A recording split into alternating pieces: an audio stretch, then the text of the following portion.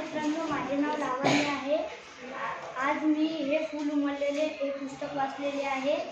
हे मला याच्या फ्रंट पेजवर एक मुलगा आणि एक मुलगी आणि ते फुले पाहत आहे। ते फुलं खूप सुंदर आहे, उमललेले ते फुलं आहे। या पुस्तकाचे लेखक आहे निलेश कवडे आणि मागे त्यांचा परिचय पण दिला आहे। या पुस्तकांमध्ये मला